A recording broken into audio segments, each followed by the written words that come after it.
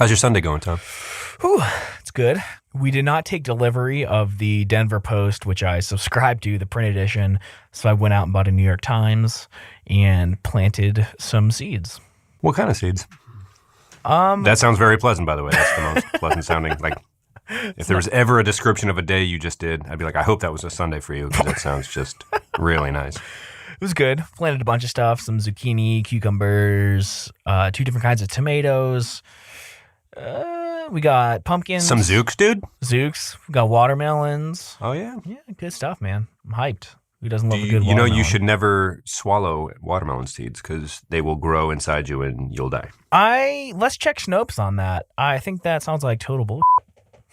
Do you want to just, we've been waiting to talk about common misconceptions that we misheard on the schoolyard or things that we've learned years later aren't true. Do you want to just do that episode now by chance? That sounds like a great segue. Dope. Yeah. But yeah, I don't think anyone's died by, or I don't think there's ever been a death by watermelon and stomach growth, right? So I think we can throw that one away right off the bat. Sure, I'm not even going to fact check that. Right. But what if you did swallow like copious amounts of soil at the same time? Well, I guess there's no sunlight, so. Precisely. Yeah, okay. Put that one to rest. Yeah, this is an episode I've been thinking about for probably the whole run of this podcast, to be honest. No, the one you wanted to do was the ghost story, and then you just did it on a different show, and now that's in the tag. So now this has, by default, become one that we have wanted to do the longest. Right. It was inspired by our glorious episode 69. Okay, damn it. We talked for so long about how we're going to play that up, and then you proceeded to go as hard as possible and hit all the social channels to make, and everyone so it was a very meticulous discussion heading up to it. Like, yeah, maybe we'll touch on it. And then you took the 15-second clip, and now the entire world thinks that all we did was just rail on the number 69 for an hour and a half. So I was like, oh, okay. Or we could, let's just totally focus on that solely and the I'm sorry. promotion Pat. for the episode. No, sorry. Stuff your sorries in a sack, Jack. It was definitely a touch different in tone than I thought we had discussed. Like, yeah, maybe we'll touch it later in the episode, and people who hang in there will be like, oh, yeah. And then it's like, or we can name it directly something after this exposition. No, it was speaking of stimulation. Right, I'm sorry for misspeaking. And then put totally it over, different. yeah. Right, exactly. I like how your mom commented on your Facebook post and said, awesome! Nice! It's like, cool. Wow, she's so supportive. This was such a dirty Facebook post. Right. She was just like, keep going, Tommy. I love you, kid. It's like, damn. Mom points right there. Very rarely post the podcast to social media, mostly because I don't want anyone I know which is what makes it such a stark difference, because you never say shit about it. Neither do I. I mean, I don't even have Facebook, but this one, it's like, oh, by the way, everybody, been doing this show the whole time. I know it's been 69 weeks, and if you didn't know it's been 69 weeks, it has been 69 weeks. Here's 10,000 air horns. Here's all the club horns in the world. To your credit, I don't want to rail on this solely. It was an impressive array of air horns. Thank you. It was a 4th of July fireworks-worthy display. Well, I just copy and pasted what I did when you announced you were engaged. Did you do that for yours as well? No. Oh. Only you didn't do any air horns? No. Or club horns? Oh, we just yelled. Yeah. For a while. Right. Yeah, okay. So anyways, moving right into this episode. I've been wanting to do this for a while because I've been kind of questioning some things that I've heard that you just hear one person say once and you're just like, oh yeah, that's true. And one day you realize it was just a total rumor that you thought was fact. And this stems from a discussion last week about being willing to admit you're wrong about something. Right. And wanting to learn more and discuss with people things face to face in the fake news era, things like that. Sure. Yep. So, but we're boiling it down to a totally non-useful version of that, and it's just schoolyard bullshit that we thought was true forever. Right. Right. But there's a deeper underlying, you should honestly be more willing to admit when you're wrong here. Anyway, proceed. Right.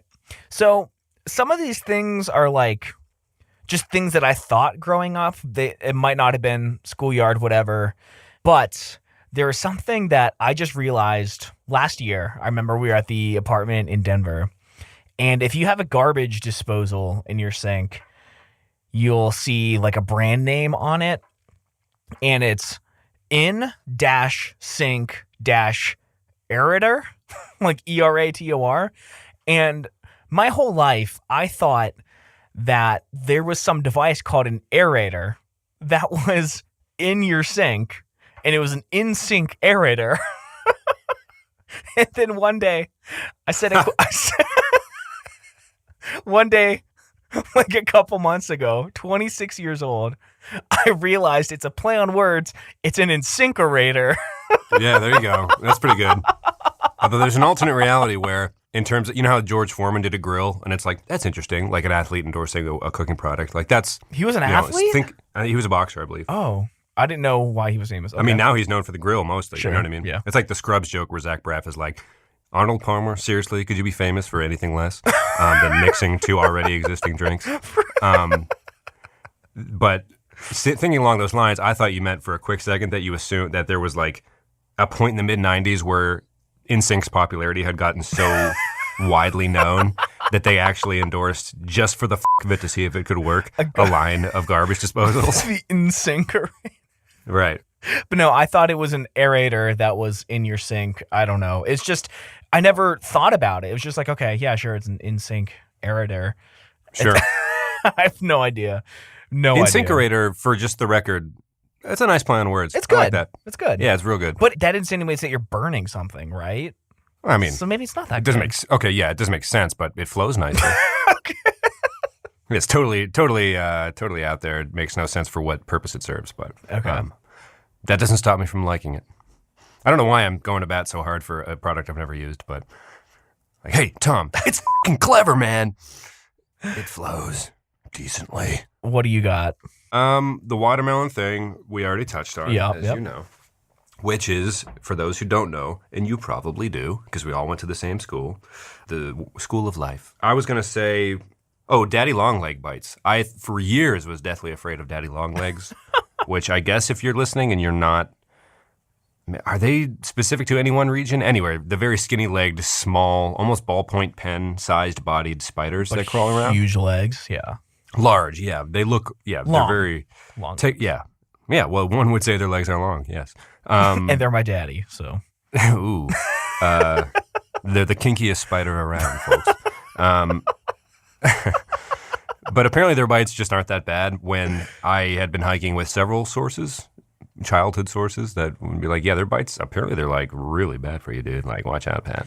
Yeah, and the rumor was that they were the most venomous spiders, but their teeth were so small that it couldn't pierce our skin. Ooh, that's what it was. Thank you for saving me there. Yeah, it was exactly that. And that's not true at all. Yeah, it turns out they're actually evil, but on like more like a Honey, I Shrunk Your Kids level. So if you ever get shrunk by Rick Moranis, watch out, because they'll get you. But luckily our skin is too powerful and tough. But that's actually not true at all. Yeah, no, it's not. If you get bit, they're just like, it's not that bad, I read. Okay. It's just kind of like would hurt as much as anything biting your skin.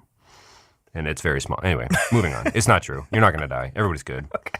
Spiders serve a purpose in our ecosystem. So I have two things here that happened in the same exact place at my dad's old house. And one of them, they're both from my youngest stepbrother, Gregory, who's like still 8 years older than me or something. I guess I was picking my nose one day as a young child, and he told me that if you run out of boogers, you die. And wow. I had this vision that you have these boogers that are like, for some reason in my head, were perfectly round and spherical, which obviously pulling them out of your nose, you know that they aren't. And they were in like this perfect two-dimensional pyramid. And every time I picked my nose, one came off that pyramid, and they were a non-renewable resource in this vision of mine. And it freaked me the f*** out. I was like, oh my God, how close am I to death already, you know? Damn, dude. So I checked Snopes, and that is not true. Well, there you go. Some people say, like, when they have ill parents at a young age, or like if a parent falls ill, they're like, it's kind of, it definitely does something to your development to know that death is possible so early, like you're not There's a certain age range, Sure. like before 18, before 15. I haven't studied the topic, but just talking with people, it just kind of changes your worldview a bit. But for that to happen to you by way of a weird booger falsity is just miraculous and just totally shook, just to the core from like a random. He was a stepbrother technically. Yes. Okay, yeah, he just like, hey Tom, better watch out. You run out of those, you're gonna die, bro. Like You just get me to as stop he kicking my skateboards down the nose. driveway away to hang out with his punk friends. But like to this day, you're still like not super sure that he was wrong. Oh God, it's great. That is a good one though. Yeah. I had one where you would look up at the sky when we were real young, mid 90s, and be like, oh dang, Russia's gonna bomb us. And as a kid, you're like not super up on international politics, but you're just like, yeah, I guess that's probably not a Russian plane. Maybe they just chose, even if it is, they didn't choose to bomb us. And what would even the ramifications of that be? Like, people would say it so playfully. Did you ever hear that? No, never. Oh, I thought it was like common, like playing soccer down at the park. People be like, hey, check it out, Russia's going to bomb us. Like, what? Yeah, it's like, maybe it's just one summer when like a super woke kid in the neighborhood happened to have moved into town or something. I don't know. His parents watched the news a lot. Saw a History Channel documentary on the Cold War or something. Yeah, I don't know. But it was just like, I don't think I can grasp what you're saying on any level. Do you want to just keep playing this childhood game of Foursquare or something? You know what I mean? Like, you're served, man. I don't know. That's awesome. Or do you want to keep talking about the whole bomb thing? I don't know. Like, why would that even get said on a podcast? I don't know. Looking back, there was really no, I can't even, I don't know. Tweet the show if anybody else had that. Maybe it was just specific to my neighborhood. I hope not. Yeah. I'd love to find some common ground here. But, it was just an oddly throwaway, like, yeah, hey, check it out, Russia's going to bomb. Like, it wasn't even like, oh, God, no. It's just like, haha, I wonder if that's Russia coming to bomb us. Maybe it was just one ill-informed bully. It's hard to say. Sure. I have not even bully, just like one just like a stupid kid in my area. It's hard to say. I'm really going through something here. I have to take a step back. And I'll let you go. It's over. This wasn't even a thing.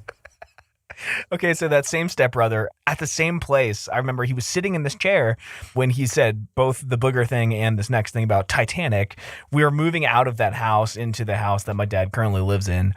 And he was watching Titanic on this little TV, and I'm sitting on the floor watching it, and then all of a sudden he puts his foot in front of my face, like covering my eyes. And I was just like, oh, he's just like being goofy, like, oh, smell my feet, you know? And for some reason, I didn't try to like move. I was just like, okay, he's like doing the goofy little bullying thing, which we got along. He was never a bully, but I just thought he was just being goofy, you know? And then maybe a decade later, I watched Titanic for the first time as an adult, and I realized there was a naked scene, and he was putting his foot in front of my face to block me from seeing the naked scene. And this whole time, I thought he was just being like, oh, smell my feet. But I was like, oh, there's this a guy is naked either scene. a genius or in jail currently. I have no. Oh, no, he's awesome. So he was like honestly protecting you, but like his feet just happened to smell, and you were No, like, oh man. I don't even remember them smelling. I thought he was just like, oh, take that, you know? Oh, And yeah. also the other weird part of the story is that I stood there without flinching as his foot was just in my face. Oddly obedient. Like, picking on you as a kid was just very like, yes, I feel I deserve to be subjected to this particular foot prank. Solid bamboozle, older brother. It's so weird that he was sitting in the same chair in the same room when it might have been the same day. I don't even know. I feel like the very good odds. He sounds like a wise old man just in a young man's body, just same chair, same pipe. Like, yeah, careful not to run out of those boogers, youngin'. Here, let me slide my foot right in front of your face. Protect you from some boobies. Like some weird sage in a young man's body to protect you from, keep your mind racing and wandering and moving forward. Like, was he even real? Like, your dad's like, who are you talking to? Oh, I was talking to, wait, what? You know. Tom's weird, fake, not real stepbrother sage helping him through life. You're not ready for Kate Winslet's boobies, Tommy. Focus on my feet. Focus. Anyway.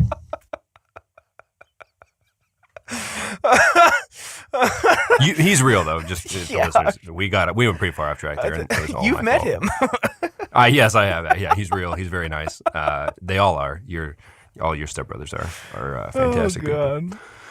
And they have a lot of fun. They like to have fun, riding tractors in your dad's property and hitting golf balls into the grapevines and whatnot. Northeast PA. It's a splendid place to be. Does he actually live across the border in New York? Yeah, he's in Ripley. Ripley, New York. There you go. Well, grape country up there in them parts, y'all. Actually, a decent amount of very okay wineries for those. Yeah. Matt, if you ever decide to come down yonder on this side of the Great Lakes. It's a long trip from Vancouver, though. Right. Yeah. Cross-country trip for sure. I didn't have any more good ones. I didn't have that many good ones to begin with, other than the Walt Disney head thing, which I mostly am fascinated by that. Apparently, his death certificate says he was cremated, but still people aren't really seem to be sure. I don't know. I tried to do a bunch of reading before the show. That Walt Disney cryogenically froze his head so that people in the future, because he believed in imagination so much or whatever, as the story goes, that they could just revive him when they figured out the technology. So he wanted to preserve his brain. But, some family members have told people through the years, I guess, via Snopes that, that he was cremated and his death certificate says that. But there was some confusion about the announcement of death and the time of his actual death. So there's still some mystique, and no one really. I couldn't tell. I could probably do another day's worth of reading on it and still not know. But I don't think there's a definitive thing. But as the story went, the schoolyard version is that his head was totally frozen and, in theory, just waiting to be reanimated at some point when the technology caught up. There are people who have paid for that service to be done, I think Ted Williams, the baseball player, was a name I saw when I was reading about it. Did you know of any more? I don't, but I know there is a company that's offering it as a service. I don't know.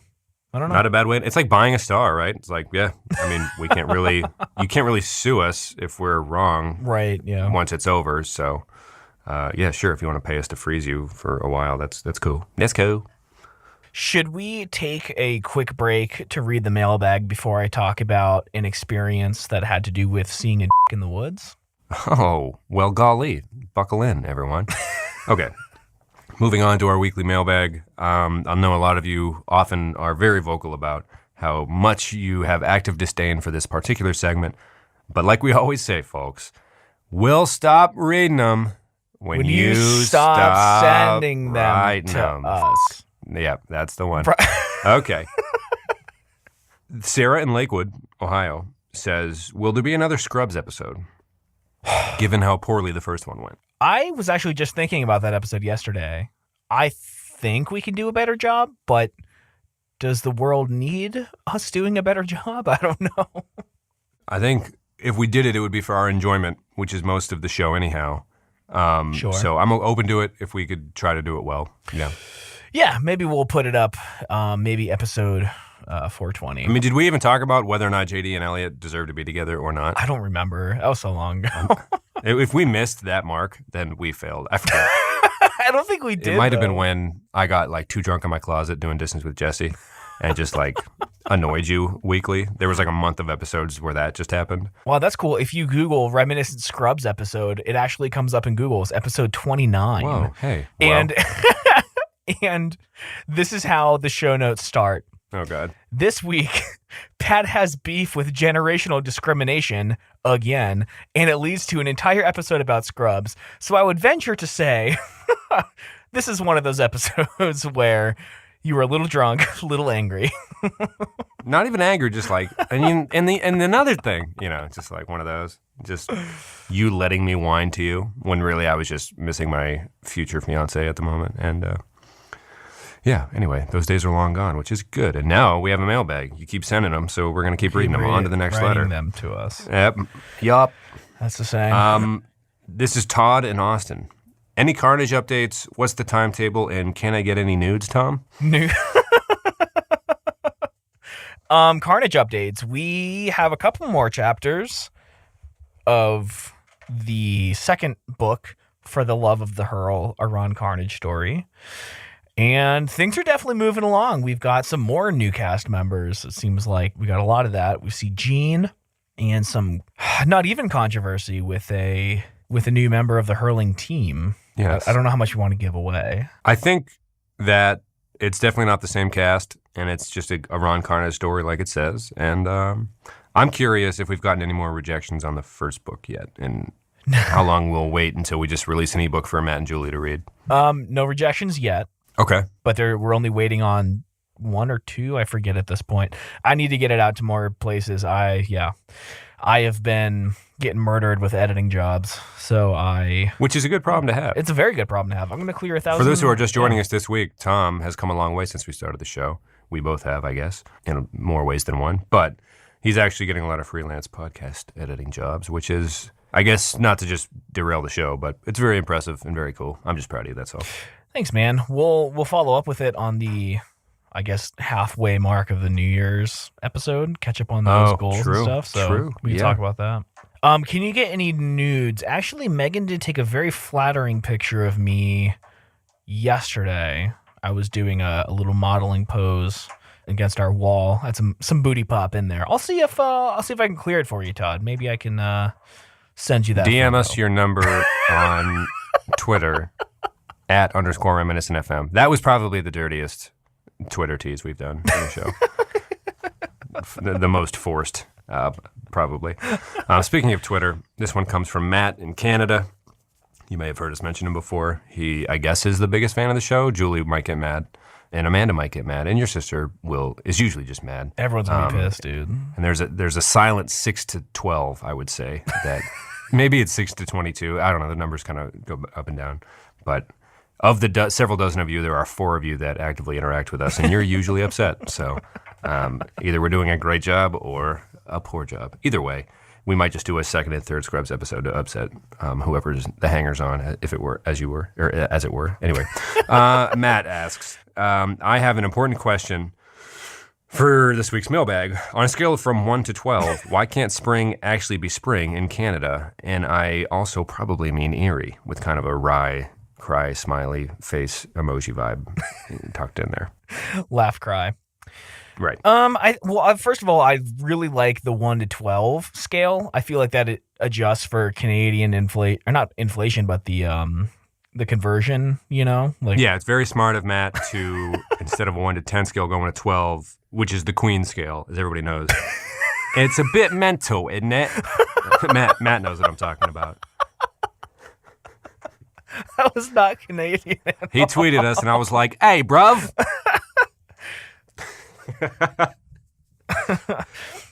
I'm so sorry for continually beating that dead horse, which is the bit of referring to Canadians and using a British accent and thinking it's funny. I think I've done it probably 7 times over the past year as we slog away at this show.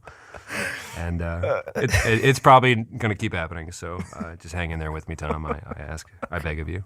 It's a bit mental, isn't it? I think when it comes to your question, Matt, I think the important thing that you need to ask yourself is, if you already have free healthcare, and you have a good educational system, and you have Trudeau, who I know may or may not represent more than half of the population, but look who we have.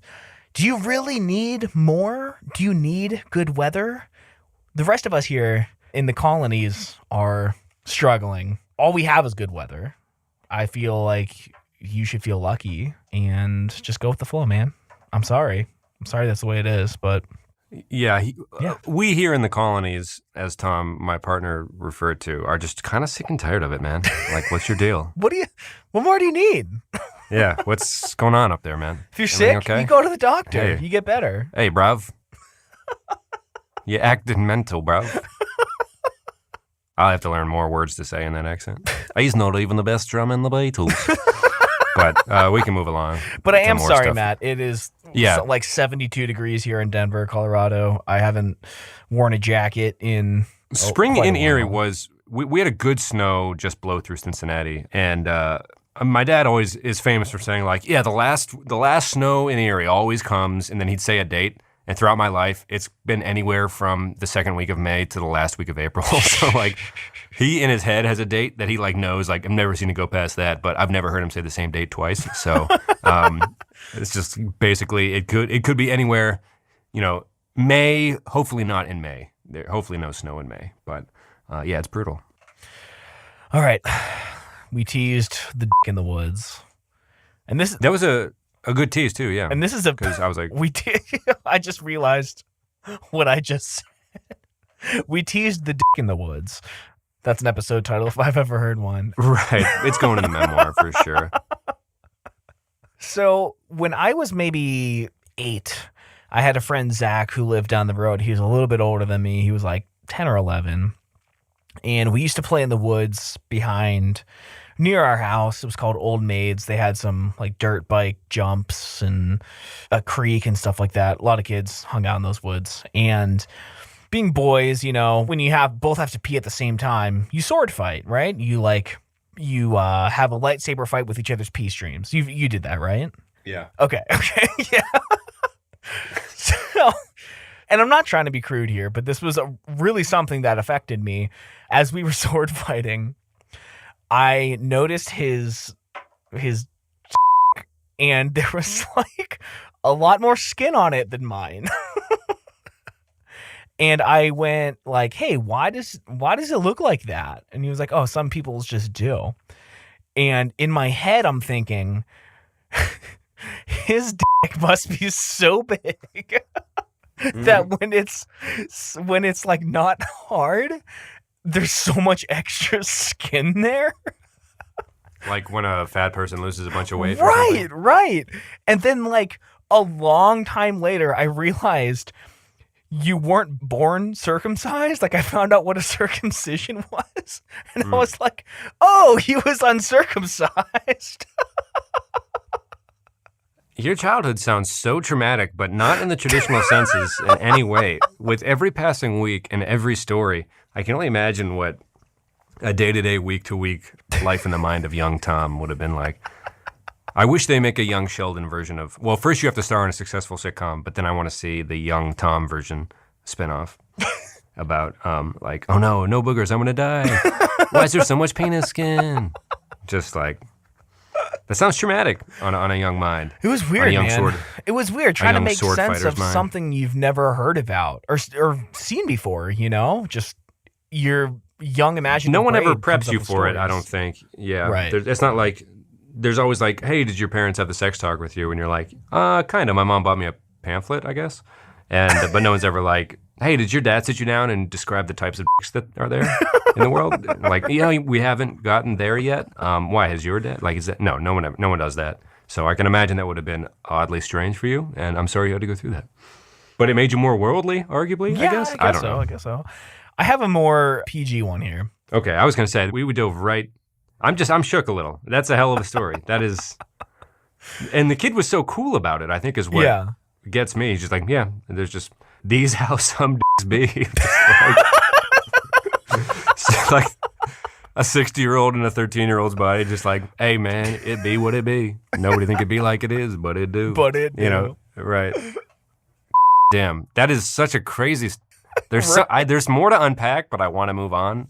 But we can stay here and unpack the rest if you'd like. But anyway, I'm sorry. I don't know how to respond or react to that particular tale, my good man. So apologies in advance and for right now. So I had a babysitter. We called her Aunt Patty. There was no relation, but we were very close. I spent 5 days a week with her. And she would watch my sister and I, and we always took a nap in the middle of the day. And we would sleep in her room, and she would turn on the TV for us, and she would let us fall asleep watching TV.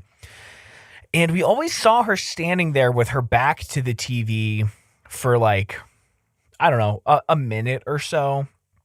And I remember one day we asked like what she's doing, and she told us that she was, or maybe we came up with this on our own.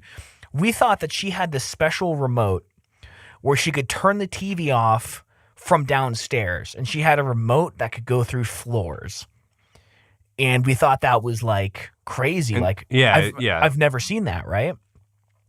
And then a couple years ago, it's just something that I've never thought about since then, because I was maybe 2, I think.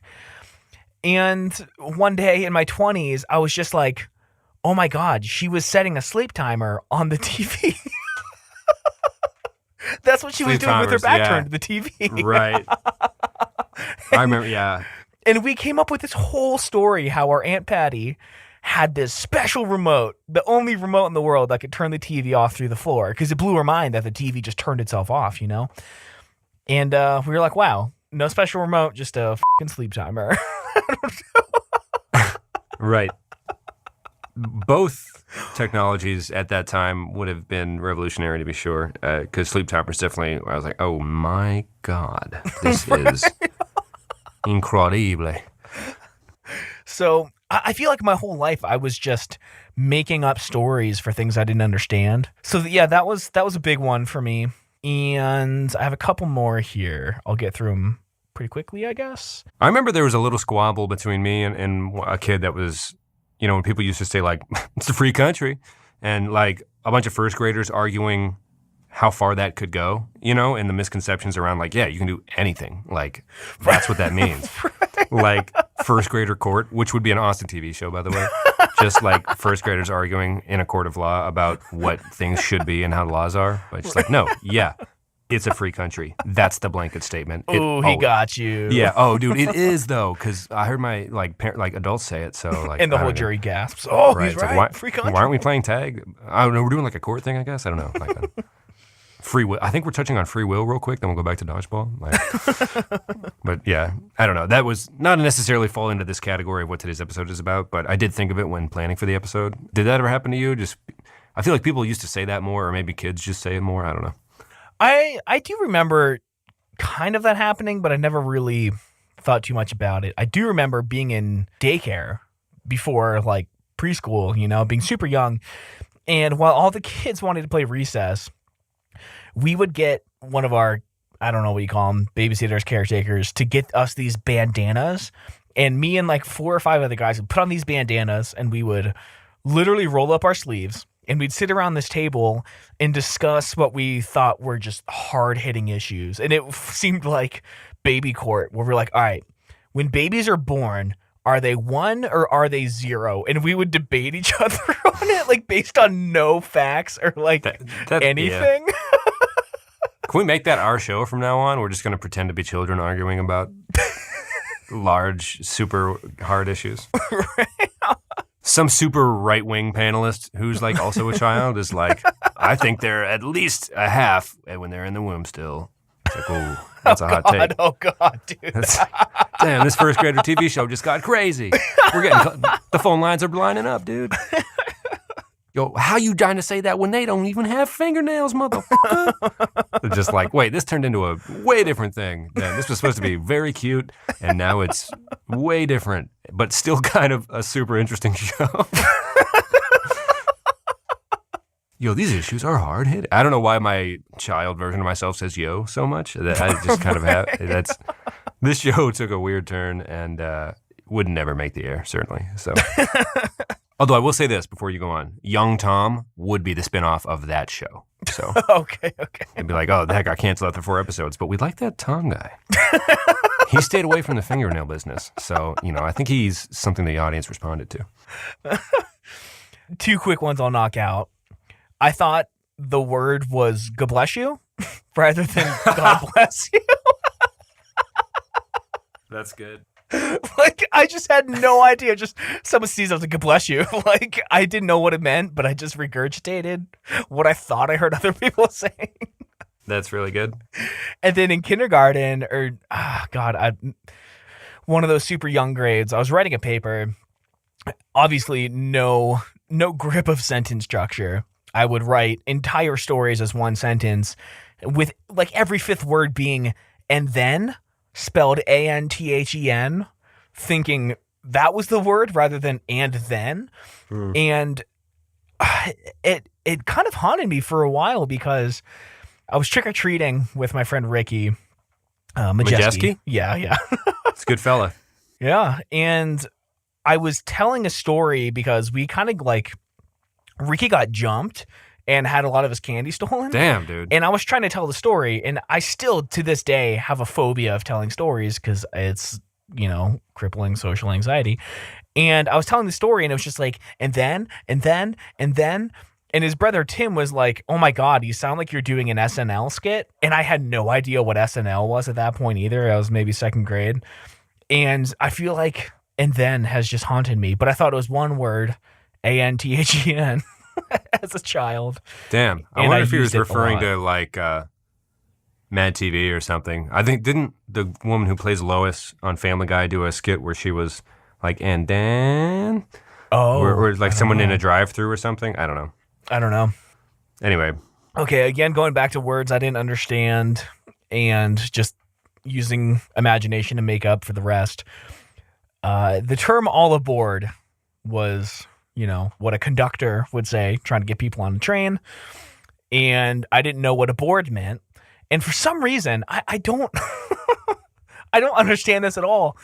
But I would imagine a guy on a train, this is so humiliating to say out loud, going, "all aboard, Sheekydoo." I don't know why Sheekydoo was a part of any of this. I love it. That's the new name of the show, dude. Just say it. Like, I have no idea. In my head, that's what a conductor said. "All aboard, Sheekydoo."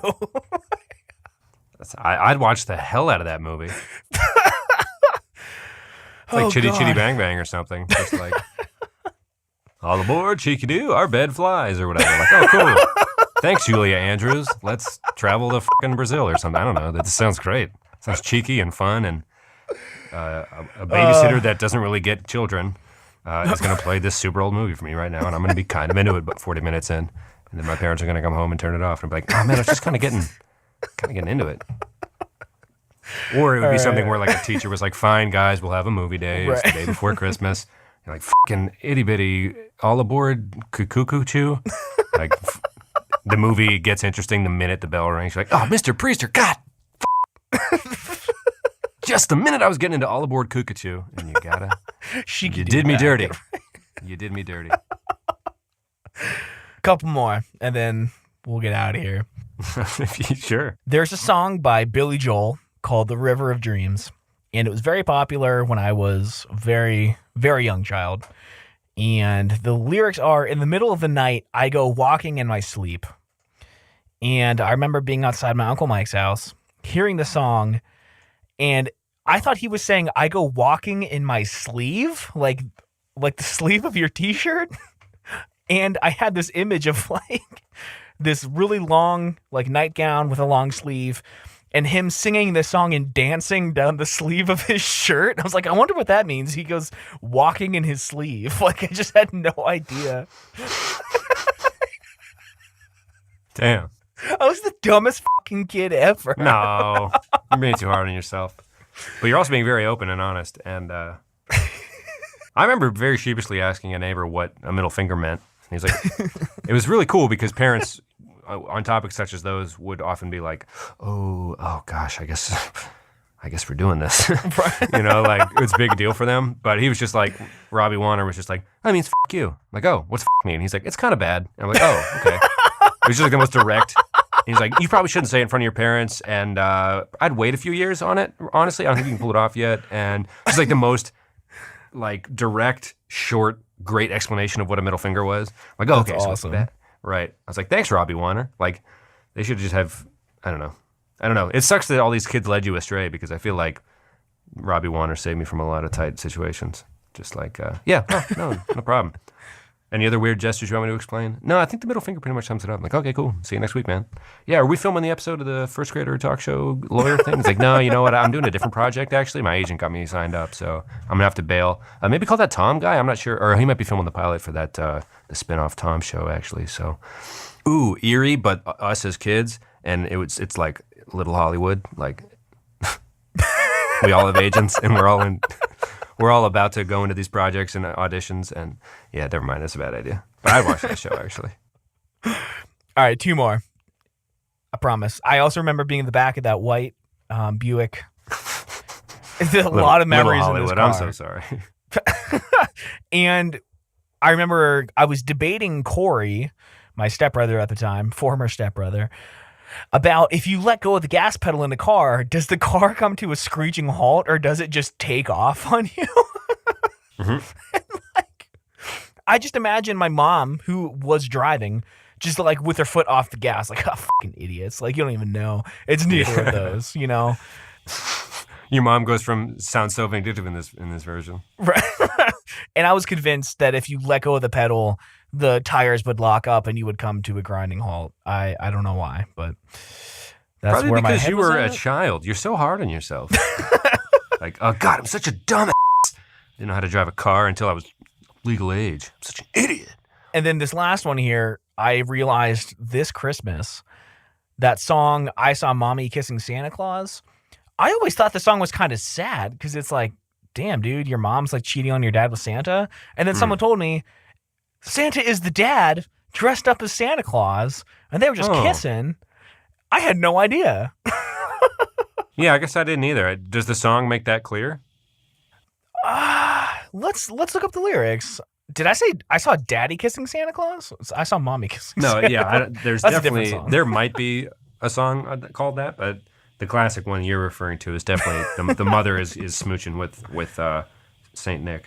Right. And this song was performed by the Jackson 5. It's like, oh, what a joy it would have been to see if Daddy had only seen or something. I saw Mommy tickle Santa Claus. That's so gross.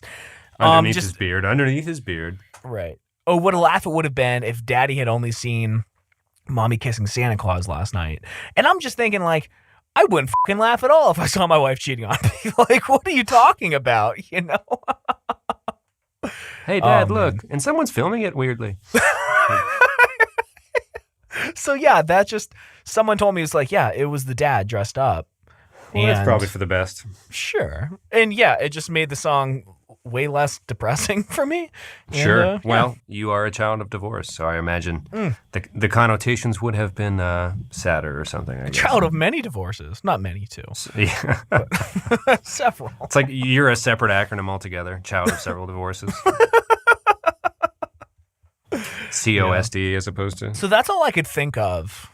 It was several. That was many. I feel shamed that I only had like a few playground ones. The Russia thing is pretty. Oh, look, it's Russia. Like, well, I think we were focusing on different things because I remember looking at the way I used to spell stuff and being like, I didn't think I was dumb. It was just like, I was more like interested in how my brain interpreted sounds at that time, I guess. You know, like, oh, wow, I guess I was off, but I was off because I thought it was that. So I was more interested and I didn't like think it was stupid necessarily. I was in fucking first grade. But so that didn't bug me as much, but I was thinking for the episode more stuff like that you heard on the playground that people would just say that didn't really have, like the Russian bombing thing or like, you know, just like, yeah, well, it's a free country. Like just stuff people would say that you're like, I don't know, it would start all these discussions and this and that. It's just like, you never thought about it in the moment, but looking back, it's like, yeah, wow, I don't know. I mean, yeah, because the Cold War was over, I guess, perhaps, obviously. Maybe it was still fresh.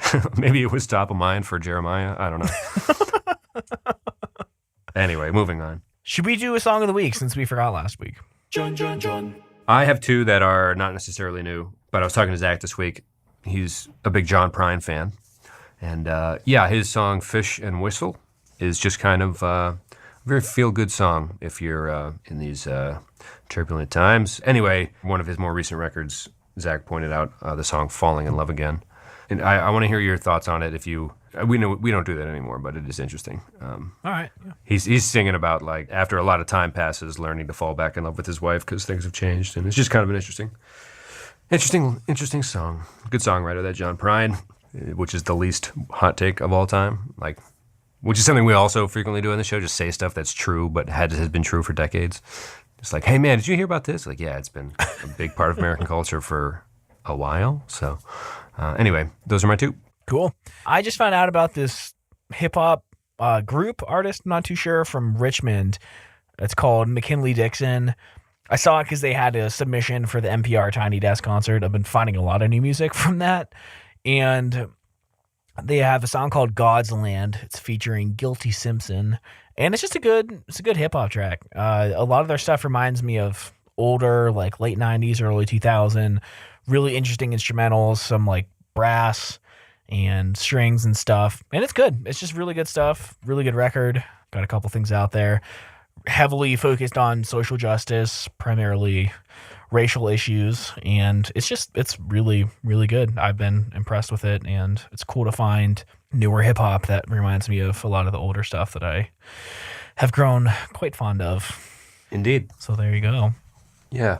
Did you see that retweet from the Reminiscent account this week of Arsenio Hall's last show? And Queen Latifah asked to like put together a little R&B send-off for him, and she got like everyone in the game to do like a 7-minute medley, and they just put a beat on for like 10 minutes and let Tribe Called Quest and Wu-Tang Clan, anyway, and they just went on for like 10 minutes, and each bar is harder than the last. It's just kind of miraculous. Anyway, you can find it on our Twitter feed. It was just one of those Throwback Thursday things I saw last week. Awesome. Anyway, yeah. Cool beans. I'm into it. That might be my song of the week, actually. Oh, okay. I feel so weird to do this when it's still light out. This is a Sunday. Yeah, which is hopefully, and I apologize to Megan for dipping into your Sunday, but it makes it a little easier on the both of us. Yeah. In terms of for the rest of the week. So hopefully this helped. And next week, our meditation session will probably open the show and may involve virgin-born crawfish and Amazon Echo robot ladies that fight crime. So stay tuned for that, and thanks for listening. And Tom, I love you, my man. Love you too, dude. Talk to you later. Bye. Bye.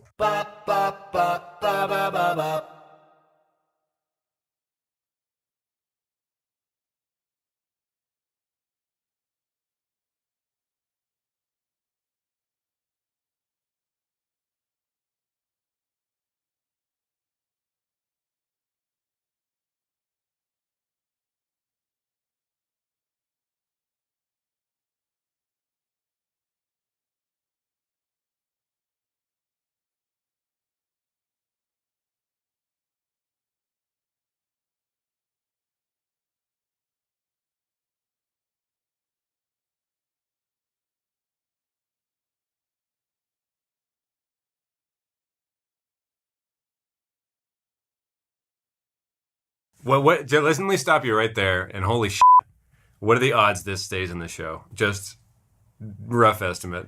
Oh no, I'm just asking.